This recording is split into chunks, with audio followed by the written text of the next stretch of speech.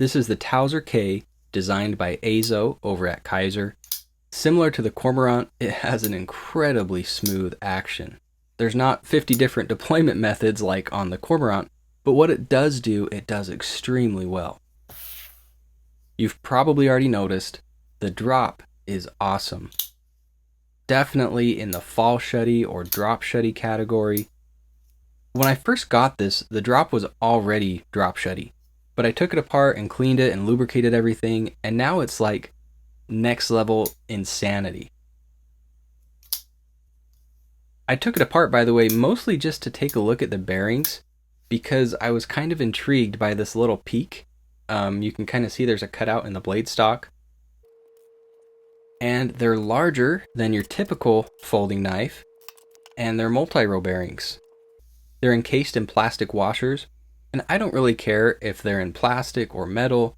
The important thing is that they're caged bearings and not loose. But yeah, they're oversized, and there's tons of bearings, and you can definitely feel the difference. Just an absolutely incredible action and such a smooth fall shutty drop. The Towser kind of looks and feels similar to the Kizer Sheepdog, and it also has a sheep's foot blade, but instead of a flipper like on the Sheepdog, it has thumb studs for deployment and a more curvy handle. So there's dual thumb studs, and check out how much space there is to get to those studs. You know, sometimes they can be a little tucked in, close next to the scales, and it makes it hard to reverse flick, or even thumb flick sometimes, honestly, but there's plenty of room there on both sides. So you can slow roll, thumb flick,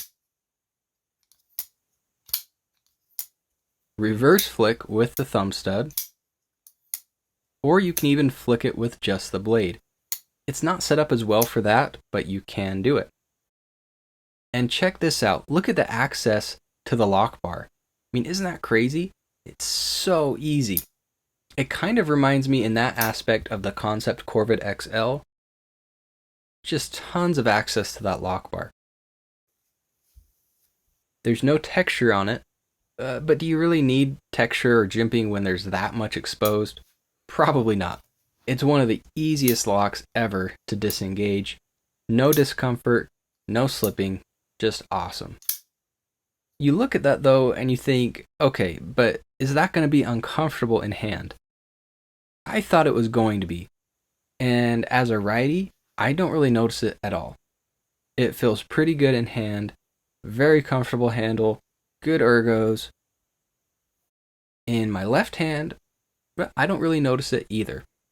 The only thing I'd actually be a little bit concerned about is maybe accidentally disengaging the lock. I mean, it'd be kind of hard to do, but you probably could do it depending on how you're gripping the knife. You'd kind of have to pull to the side though, but I mean, you could do that with most frame locks too if you tried. I'm just not used to a liner lock having so much lock bar exposed. But if you did somehow disengage the lock, that blade's not going to close on your fingers anyways. You'd catch that tab first. Something to be aware of at least, especially if you're really going to be bearing down on something. Tell you what though, this is an awesome knife. It seems like it was designed specifically with ease of use in mind. It's a very fidgetable knife, it's a lot of fun, and Kizer just nailed the action. They're pretty good at that. And the detent is tuned in very nicely also.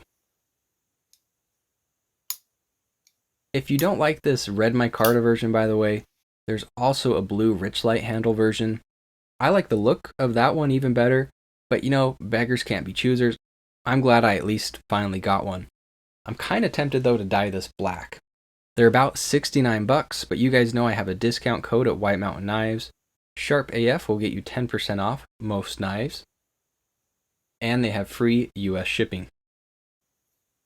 For the steel, we have 154 cm, which is a fantastic mid-range steel with a flat grind and a satin finish. The blade thickness is 0.126 inches or 3.2 millimeters. And it's more of a modified sheep's foot, kind of a cleaver-esque blade. There's a lot more tip than a classic sheep's foot. So this would still be great for EDC tasks and utility cuts. And there is just a whole lot of blade to work with. This would really be a great blade shape and handle shape for food prep. So if you're someone who likes using your knives for that, this is something to consider.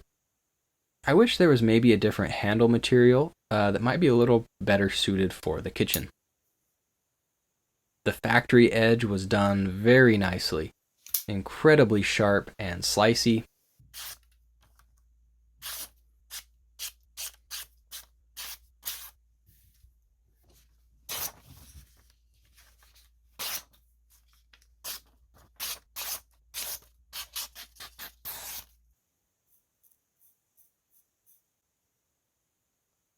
The blade length is about 3.5 inches or 9 centimeters, with just over 3.25 inches of cutting edge, 4.5 inch handle or 11.5 centimeters, and 8 inches overall or 20 centimeters. Plenty of room for a 4-finger grip. Not the most neutral handle ever, but pretty good ergos. There's some jimping along the spine, and also right here actually. Kind of a nice extra touch if you wanted to choke up. And there's a little sharpening choil.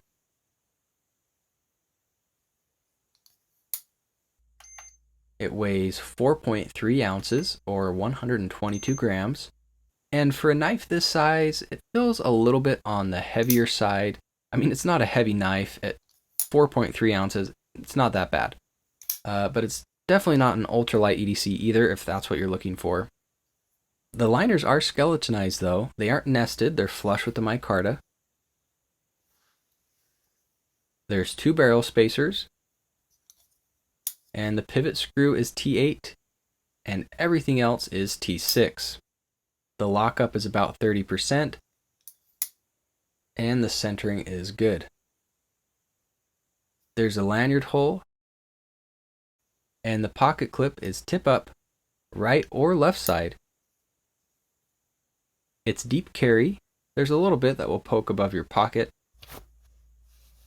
But what's interesting is there's 3 screw holes, but you only need 2. So it looks like you could adjust this clip up 1 more slot if you wanted to for an extra deep carry. Here it is next to the full-size Benchmade bug out and the OKC Rat 2. And here's the Wee Banter and the CIVIVI Baby Banter. As far as dislikes go, I'm really very impressed by this. There's nothing really that bugs me. I do hope that maybe eventually we get like a G10 version or a titanium version, and maybe a different blade finish besides the satin finish. But let me know what you guys think about the Kizer Towser K in the comments. Don't forget to like and subscribe. That's it for me, guys. Thanks for watching.